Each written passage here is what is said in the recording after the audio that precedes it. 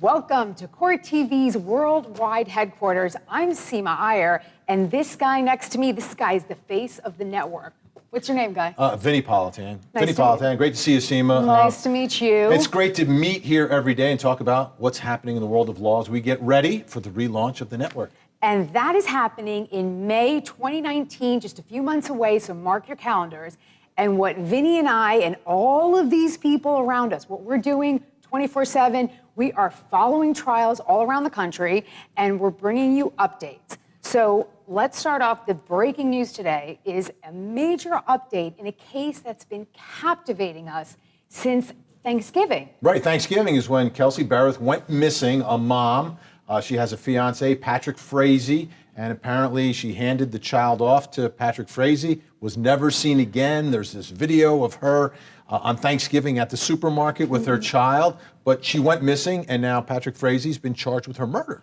Right, and the crazy thing is this timeline. So she goes missing on Thanksgiving, which is November 22nd. We all remember what we were doing, and the last time we see her is on that video that you mentioned from the Safeway. Now, the child that they have together was given to Patrick Frazee, but we don't know exactly when that happened. Now, the next clue is November 25th, there is a ping on her cell phone from Idaho. Now, our breaking news update, we're going to make a connection there for you. Let's just keep in mind, though, Patrick Frazee, he wasn't arrested until the end of December. I think it was December 21st. It took a while for them to try to put this case together. Remember, this is all taking place in Colorado, yet this phone from Kelsey Berreth somehow ends up in Idaho, 700, 800 miles away. And you know what else happened in Idaho? I'll tell you. The breaking news. Okay, so January 3rd, we hear about a woman. Her name is Crystal Kenny, and she is a nurse in Idaho, and she's being investigated for possibly disposing of the cell phone, that cell phone of Kelsey's that pinged on November 25th in Idaho.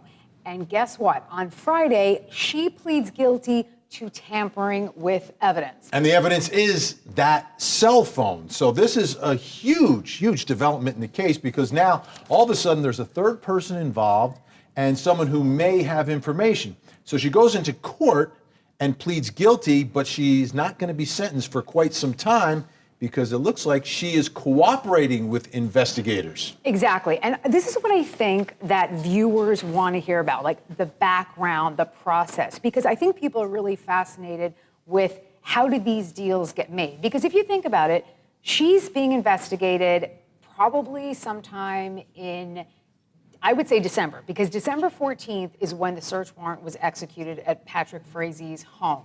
About 75 law enforcement officials, which I think is a lot, because I think the FBI was involved at that time. FBI involved, everyone was involved, because they still have not found Kelsey. Right. I mean, this mom is still missing, even though her fiance and the father of her child has been charged with her murder, they have not found her. Right, exactly. So now this woman is being investigated, but I think it's pretty quick that from January 3rd, we hear she's being investigated, and already she takes a plea on Friday, which was what, February 8th? So I think that's pretty fast. So it sounds like you're right. It sounds like she's cooperating. And the interesting part is, so she pleads guilty, and we don't know what the sentence is yet. So the sentence is open from probation, which is the least, to a maximum, I think, of 18 months. 18 months, but it's going to depend upon what she does from this point forward. And investigators, prosecutors in Colorado obviously want to gather as much evidence as they can against Patrick Frazee. Well, one piece of evidence they don't have is Kelsey Berreth, the alleged victim of this murder. She hasn't been found, number one. Number two, how did the murder take place? Right? So there's got to be some evidence. When did it take place? If we go back to the indictment, and this is the fascinating part about the case as well, is there seems to be more than one theory for prosecutors in what happened here, because you've got murder in the first degree with the intent to cause death of someone other than himself, caused the death of Kelsey Berreth, or he solicited or he got help in doing it. So I don't think they're necessarily sure if Patrick Frazee acted on his own or he acted with someone else or hired someone to commit this murder. See, my interpretation of that indictment, if there are 3 solicitation counts, which there are, my opinion is that there could be 3 other people involved for each solicitation count. In addition to the nurse. In addition to the nurse, or Including the nurse. Including the nurse. So the nurse could And be one of maybe the two people other who was people. asked to commit this murder, 2 other people, or perhaps they could have asked her, he could have asked her 3 times on 3 different occasions. That's a good point. If you want to pile them That's a very up. good point. Okay, right, because if she was involved, and okay, this is the sad thing about this case. I mean, there's many sad things, okay? She's a mom, and you know what I was explaining to you last week? It's like you look at her face, and it just exudes warmth. You know, she is that girl next door. She reminds me of Jennifer Aniston, right? The girl that everybody wants to be friends with, the girl that every guy wants to date. She has that. So this is part of what's captivated us because we are drawn to her. What makes it even more intriguing, and I'm sad to say this, is now the possibility of a love triangle. It's possible. What exactly is the relationship between this nurse and Patrick Frazee? Now, obviously, she came into court and said that she had information that Patrick Frazee had committed the homicide. Right, and I think this is huge because she says, I learned that Patrick Frazee had committed a homicide. So now, do we know for sure that Patrick Frazee committed a homicide? Or, so this is what I think, either Patrick Frazee admitted to her, or a confession, or the cops said something to make her believe that. Yeah, I think based upon the way things are breaking down inside the courtroom that at this point, she had to learn that from him. Or had to be there at the time, or had to be there just afterwards. At some point, she got this knowledge, according to what she said in court, that Patrick Frazee had committed a homicide, and then she does something with the cell phone, which she knows could be used as evidence in this investigation. And that's what she said in court. So based on all that, if she's got this knowledge and she's cooperating, she is the absolute key to the case for prosecutors. This is it. Star witness. Now, are you surprised that she has pled guilty so quickly? No. Like, if you're someone who's just living a normal life, right? And like you're a not, nurse. Right, like a nurse, and you're not a criminal, and now all of a sudden, you are wrapped up in the middle of a missing person / homicide / murder investigation, and you know that they have evidence against you doing something, you're going to try to wrap it up as quickly as possible because what you want to do is distance yourself from the murder itself.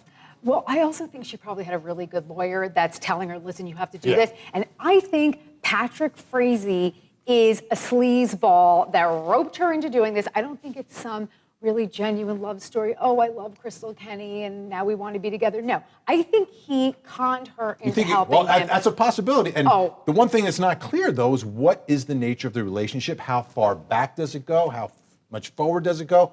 And what was the level? This is the part of the case that, again, you have to remind yourselves, Patrick Frazee is not married to Kelsey Barrett. They have a child together, but they're engaged and whatever's going on in the relationship, but they're not a married couple. Did you think it was strange that, so they're engaged, they have a child together, and they lived apart? And they lived apart. She moved, because she's from another area, moved from Idaho into Colorado, moved close to where he lives, and Frazee apparently lives there with his mom on that huge ranch that they have. Oh, he was living with his mother? I've read some There's reports. There's a sign, people, living with your mom. I've read some reports Just about saying. that. So the question is, where exactly does this all fit in, and what could a possible motive be that prosecutors are going to try to argue in this case, or have they uncovered it? We don't know, because the nurse now, part of her plea deal is that she can't talk to us, meaning the media. She's not talking to us. So we're going to try to talk to her. But we're not. She's probably going to say no. She's going to say no. It's part of her plea deal. So I don't know how much more we're going to find out until we get to February 19th, which is the preliminary hearing for Patrick Frazee. But just tell me a little bit more, because you were saying before we were off camera about how it was bothering you that there wasn't a motive. Why is it bothering you so much?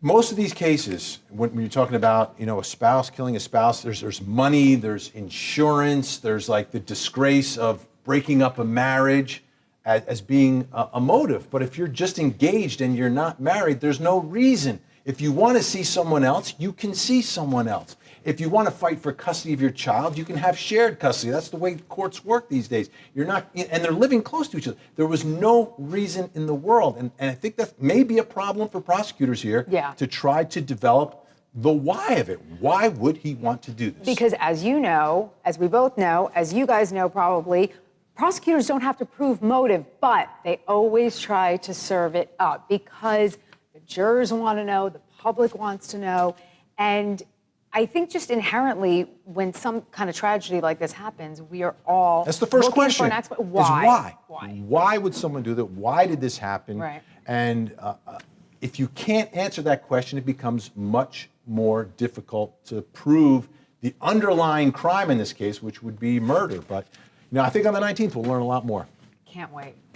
Crystal Kenny. Okay, so just to remind you again, mark your calendars, May 2019, we launch. But until then, we're going to be bringing you videos. We're going to give you social media updates. You follow me at Vinny Politan CourtTV on Facebook, which is where the CourtTV Facebook page is as well, which is at CourtTV.